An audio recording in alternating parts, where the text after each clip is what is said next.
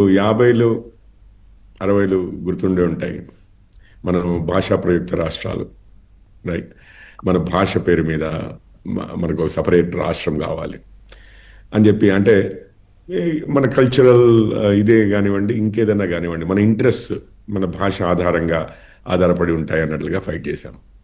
రాష్ట్రాలు ఏర్పడ్డాయి కూడా. నెహ్రూ గారు కూడా ఆ సమయంలో ఇప్పుడు ఆంధ్రప్రదేశే కానివ్వండి, కర్ణాటకనే కానివ్వండి, తమిళనాడు కానివ్వండి, కేరళ కానివ్వండి, కేరళం కానివ్వండి, మీరు క్లియర్గా తెలిసిపోతుంది. మహారాష్ట్ర కానివ్వండి, మరాఠీ, ఒడిశా, ఒరియా, ఇట్లా మనం చాలా హిందీ అండ్ దాని వేరియేషన్స్ పక్కకు పెడితే పంజాబీ అంటాము, హర్యాణవి అంటాము, గుజరాతీ అంటాము. మీరు చూడండి, మొత్తం భాషా ప్రయుక్త రాష్ట్రాలు అన్న టైప్లో.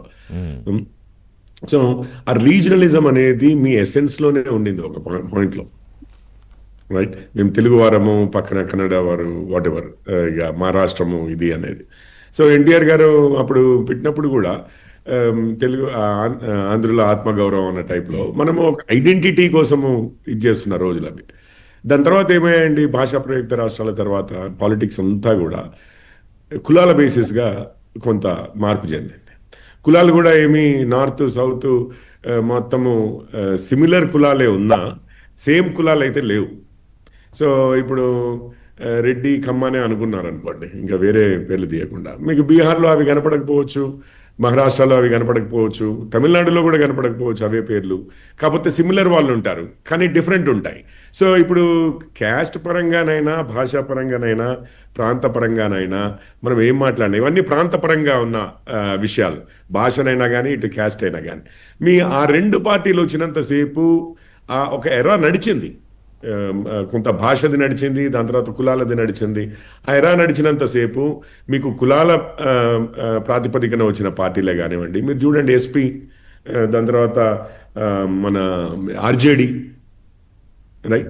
ఇక వాళ్ళు కొన్ని కోalitions, మై అని, ముస్లిం యాదవ్ కాంబినేషన్ అని, ఇంకొకటని ఇట్లా.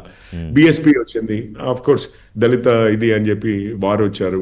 దాని తర్వాత మీకు వేరియస్ పార్టీస్ వేరియస్ ప్లేసెస్లో కూడా మీకు ఒక ఐడెంటిటీ క్యాస్ట్ బేసిస్ మీద, రీజన్ బేసిస్ మీద వచ్చినాయి. గత లాస్ట్ 20-30 years మేబీ ఒక విధంగా నిజంగానే చెప్పాలి అని అంటే కొంచెం credit also goes to Congress for this. PV Narasimha Rao గారు లిబరలైజేషన్, గ్లోబలైజేషన్ అన్న తర్వాత ఇక ఆబ్వియస్లీ ఏమైంది, దాని తర్వాత ఎస్పెషల్లీ మోడీ గారు 2017లో మీకు జిఎస్టీ, ఒకే వన్ నేషన్ వన్ మార్కెట్ మనం అయిపోయాం. విపరీతంగా ఇంటరాక్టివిటీ, అంటే దేశంలోనే కూడా ట్రావెలే కానివ్వండి, ఇన్ఫ్రాస్ట్రక్చరే కానివ్వండి, మిగిలినవన్నీ మన ఎకనామిక్ ఇంటర్ డిపెండెన్సీ విపరీతంగా పెరగడం మొదలైంది. దీంతో ఏమైందనంటే, and this is destined to happen this way sir. అంటే ఇదేదో మనము భాషల మీదగానే, ప్రాంతాల మీద, కులము, భాష, ప్రాంతం అనే పునాదుల మీద ఏర్పడ్డ పార్టీలు ఇక ఇప్పుడు ఇర్రెలవెంట్ అని చెప్పదలుచుకున్నారా? అంటే అంతా దేశం అంతా నేషనలిజం అనే ఒక భావన వైపు వెళ్తోంది కాబట్టి ప్రాంతీయ పార్టీలు ఇర్రెలవెంట్ అవుతున్నాయా? నేను ఈ పూర్తిగా ఇర్రిలవెంట్ అని ఏమీ అనట్లేదు. ఇర్రిలవెన్స్ ఉండవా అంటే ఇప్పుడు కమ్యూనిస్టులు ఎక్కడ లేరు అన్నంత మాత్రాన వాళ్ళు ఇర్రిలవెంట్ అని కాదు. ఎక్కడో వాళ్ళ వాయిస్ ఉంటూనే ఉంటుంది, వాళ్ళ ఇది ఉంటూనే ఉంటుంది, వాళ్ళ నాయిస్ ఉంటూనే ఉంటుంది, అట్లా అని కాదు. కానీ ఆ రోజుల్లో ప్లే చేయగలిగినంత సిగ్నిఫికెంట్ రోల్ అన్లెస్ మళ్ళీ ఇది మన కేంద్రం నుంచి వాళ్ళు ఏదైనా ఇక పూర్తిగా మనల్ని ఒక వివక్ష అనేది కేవలం మన ఐడెంటిటీ బేసిస్ మీద ఒక వివక్ష ఉంటుంది అన్న భావన కలిగితే తప్ప ఇది స్లోగా ఇరోడ్ అయ్యే కాన్సెప్ట్ సార్. ఇప్పటికీ అయిపోయిందని అనట్లా. దేశం మొత్తంలో కొన్ని ప్రాంతాల్లో కొంతమంది అహెడ్ ఉన్నారు, కొంతమంది బిహైండ్ ఉన్నాం. ఈ రీజనల్ నుంచి సబ్ రీజనల్ దగ్గర నుంచి నేషనలిజం వరకు వెళ్ళేది. మన తెలంగాణ, ఆంధ్రానే తీసుకుందాం సార్.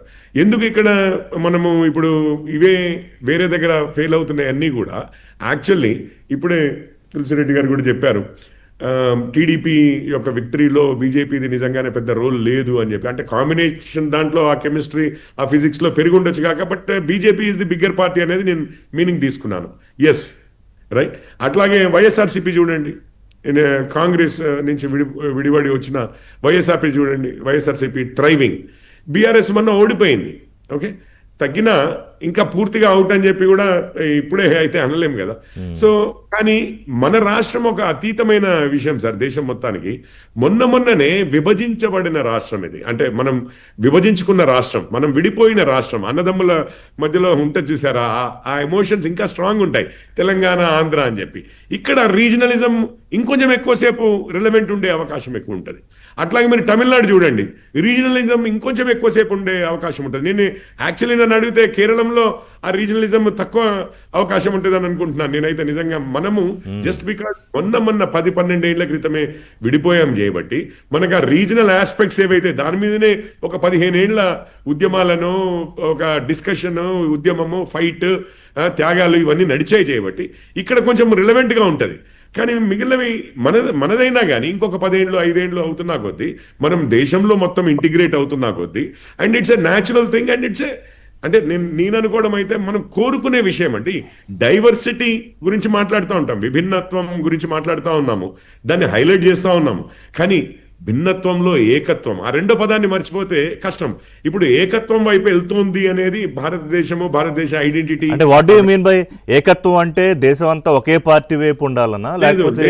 లేదు సార్, అక్కడే డిస్టింక్షన్ ఉంది. లేదు సార్, అట్లా కాదు.